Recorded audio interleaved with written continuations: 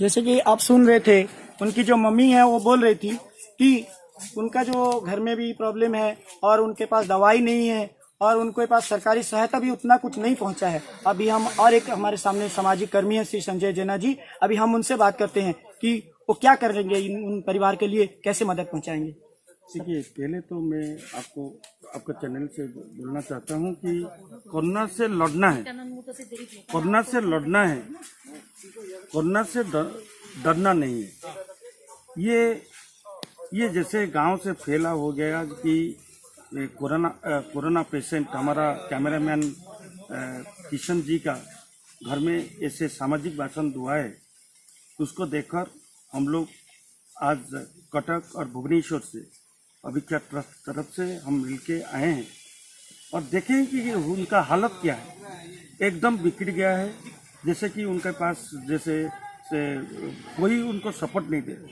तो आशा कर्मी के साथ हमने बात किया है अभी, उन्होंने बोला कि ठीक है, आगे हम उसको सब सपोर्ट देने के लिए और भी पुलिस प्रशासन तरफ से हम लोग जो कि गांव के अंदर से जैसे डर जो लग रहा है, तो पुलिस प्रशासन और यहाँ का जिला प्रशासन के तरफ से मिलके अवेयरनेस का प्रोग्राम चाहिए। ये एकदम होना चाहिए। 3 चीज़ को पहले ध्यान दीजिए। एक होता है मास्क खुद पहनिए और सामाजिक दूरता आप मेंटेन कीजिए, खुद मेंटेन कीजिए और सैनिटाइज कीजिए और साबुन से हाथ धोइए। उसके बाद और ये कोरोना से आप देखिए, आज तक भी वैक्सीन का जो तो आ गया है लेकिन अभी तक पहुंचा नहीं है।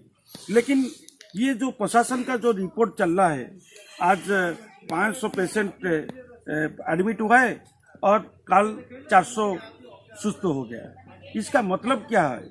इससे मतलब होने के बावजूद भी, सुस्त होने के कारण से भी गांव का लोग डरते हैं, तो ये डरना मत कीजिए। ये सभी को मैं इस चैनल से मैं रिक्वेस्ट करता हूं कि आप कोरोना से लड़ने के लिए हम सब साथ एक साथ लेकर हम लड़ाई करेंगे और विजय प्राप्त करेंगे, कोरोना मुक्त गांव निर्माण करेंगे। जो सामाजिक कर्मी है कटक में, उन्होंने बहुत सारा काम किया है, समाज सेवा किया है, सारे कटक शहर में वो परिचित हैं।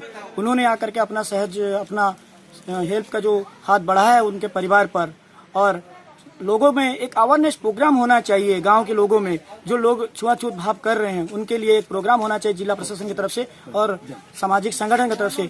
ऐसे वो बोल रहे हैं। कटक से गौतम के साथ Mirza Rizwan Beg, Times News India. धन्यवाद।